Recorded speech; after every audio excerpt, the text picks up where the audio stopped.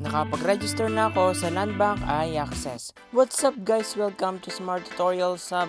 And for today's tutorial ay tuturuan kayo kung paano mag-register sa Landbank Mobile Banking or iAccess app this 2025. At i-address natin yung ilang problems o errors sa pagre-register. Pero bago tayo magsimula ay huwag kalimutang pindutin ang like, share, and subscribe. May dalawang way para makapag-register sa Landbank app or sa Chrome. So for me po ay sa Chrome browser or any browser po I will do.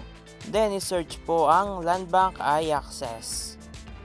Then pindutin po yung unang site na lumabas. At ganito po ang view ng site pag naka-cellphone. And para po siyang naka-laptop ang style. So mag-swipe po to the left. Then itap po yung sign up now dahil magre-register pa tayo.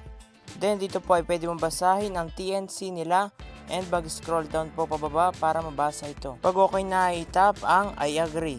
Then ang una ko pong ginawa ay tinignan ko po muna sa baba kung nandun po yung I'm not a robot, pero pag wala po ay mai-reload ko po yung site bago mag-proceed sa paglalagay ng information. Since wala ay i-reload ko na po yung site. Note daw po kapag may asterisk ay required ilagay ang information. And dito po sa step 1 ay ilalagay ang iyong ATM account number and PIN. Ang account number po ay yung nasa lower part ng iyong name.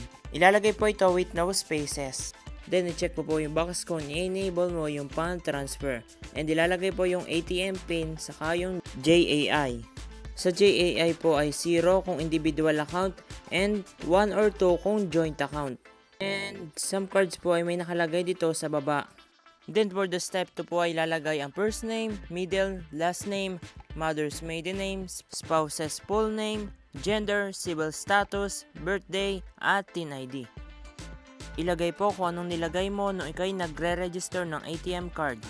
Kasama na rin po ang complete address, street, barangay, city, province, zip code at country.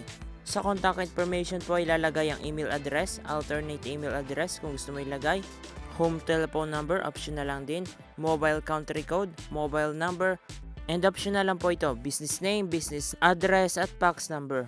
Then dito po sa step 3 ay ilalagay ang security questions and answer.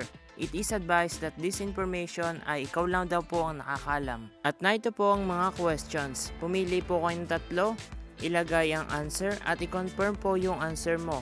Make sure po na matatandaan ng questions and answer. Then for the step 4 po ilalagay yung iyong prepared iAccess ID. Basahin po at i-ensure that password follows the parameter below. At sundin mo po ito. Ilagay po yung iyong magiging iAccess ID na magagamit pag maglalagin na.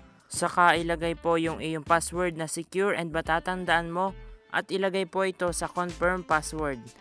Then i-check po yung box para po sa reCAPTCHA. Sa I'm not a robot. Then i-check po lahat ng information at kapag okay na po ay pinutin po yung submit.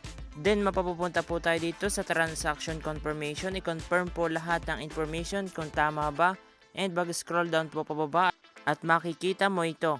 Security validation, ilalagay ang OTP from email at OTP from SMS. Pwede pong resend yung OTP kapag di pa nagsesend at ito pong OTP ay mag-expire in 5 minutes.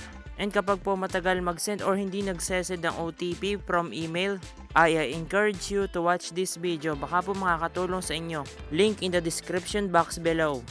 And kapag po nagkaigi ka na ay pindutin po yung confirm. Then mapapunta ka po dito sa transaction acknowledgement. And kapag daw po na-approve ay may mag-i-email daw po sa iyo na activation link. Then dito po sa baba ay pwede mong i-print or pindutin yung back to login page. At ganito po mag-register sa Landbank iAccess app. Thank you for watching at kung nakatulong ako mag-register ka sa Landbank iAccess ay tulungan mo naman ako. Pindutin mo ang like, share, and subscribe at panoorin ang next tutorial. Thank you!